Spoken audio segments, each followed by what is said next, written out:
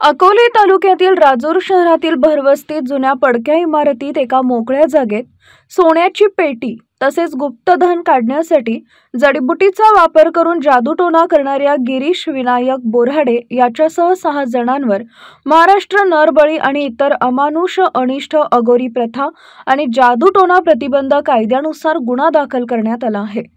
मात्र राजूर पोलिसांनी इतर सहभागी नागरिकांवर कारवाई न केल्यानं उलटसुलट चर्चांना उधाण आलंय।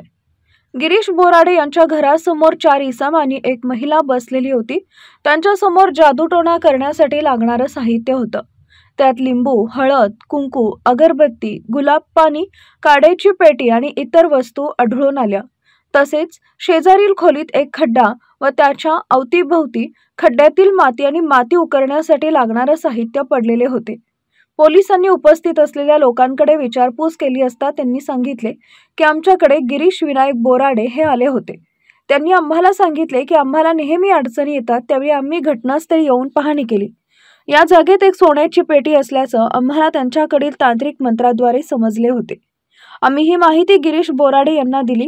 सोन्याची पेटी काढण्यासाठी जेसीबी मशीनच्या सहाय्याने उकरत असताना तसे विधी मार्ग करत असताना पोलिसांनी काही इसमांना रंगेहात ताब्यात घेतले। या प्रकरणी गिरीश बोराडे याच्यासह सादिक बेग, जाफर बेग वय वर्ष 35 राहणार कामरगाव जिल्हा वाशिम, अनिकेत सुरेंद्र काळपांडे वय वर्ष 31 राहणार राधानगर शिवाजीनगर अमरावती, निलेश सुरेशराव रेवास्कर वय वर्ष 37 राहणार राठीनगर कामरगाव जिल्हा वाशिम आणि विष्णू पाराजी हजारे वय वर्ष 74 राहणार अक्षरधाम द्वारका कॉर्नर नाशिक यांच्यावर गुन्हा दाखल करण्यात आला आहे। खास अकोलेकरांसाठी हॉटेल AFC घेऊन आला आहे रुचकर व स्वादिष्ट जेवणाची अप्रतिम मेजवानी।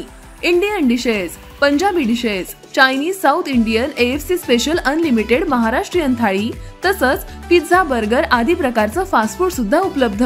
फॅमिलीसाठी स्वतंत्र बैठक व्यवस्था तसंच बर्थडे पार्टीसाठी स्वतंत्र हॉल उपलब्ध।